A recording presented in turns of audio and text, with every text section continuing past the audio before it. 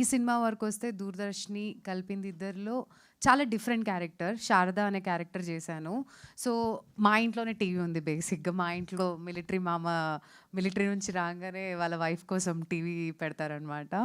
So, ఈ character ఎందుకు అంటే చాలా యూనిక్. అంటే I played a pregnant I can say that pregnant role అనమాట. సో, హస్బెండ్ వచ్చేసి మిలిటరీలో ఉంటారు. ఈ ఊర్లో అంటే వీళ్ళిద్దరు హీరోయిన్స్ అండ్ ఫ్రెండ్స్ వీళ్ళందరూ నాకు సపోర్టివ్‌గా ఉంటారనమాట ఈ ఊర్లో. బికాజ్ మాదొక లవ్ మ్యారేజ్ కొంచెం డిఫరెంట్‌గా ఉంటుంది. సో, నాకు అది బాగా కనెక్ట్ అయింది. అంటే లిటరల్‌గా ప్రతి ఊర్లో అలా ఒక అక్కకి ఊర్లో యంగ్ కుర్రాలు అండ్ ఆడపిల్లలు వీళ్ళంతా ఎప్పుడు అక్క, అక్క అనుకుంటూ కంపల్సరీ ఒక సిట్టింగ్ ప్లేస్ అనేది ఉంటుంది. ఎవరో ఒకరి ఇంట్లో కూర్చోవడం అలా.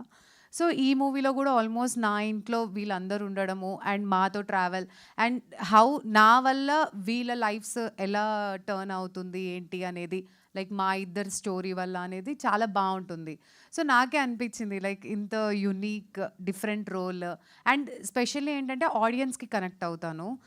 డెఫినెట్గా ఆడియన్స్ కూడా ఫీల్ అవుతారు, అరే మా ఇంటి పక్కన అక్క మాతో ఇలానే ఉండేది కదా అరే అని డెఫినెట్గా ఆడియన్స్కి కనెక్ట్ అవుతాను అనిపించి నాకు చెప్పంగానే I really loved it and I wanted to try something different.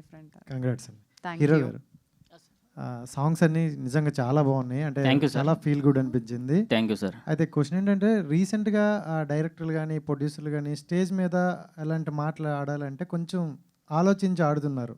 ఎందుకంటే సోషల్ మీడియా ఇప్పుడు చాలా పెద్దదైపోయింది సార్. సో ఏదైనా ఛాలెంజ్ ఇస్రాలన్నా ఆలోచించిస్తున్నారు. సార్ సో మీరేం డైరెక్ట్గా కట్ చిప్స్ ఇస్తాము సో ఆడకుండా రాగలరంటారు. అంటే కొన్ని ఏంటంటే మనం వినేటప్పుడు చాలా బాగుంటాయి, బట్ అది తెర మీదకి తీసుకెళ్లేటప్పుడు కొన్ని మిస్టేక్స్ వల్ల దాన్ని మనం కరెక్ట్గా చూపించలేకపోవచ్చు సార్.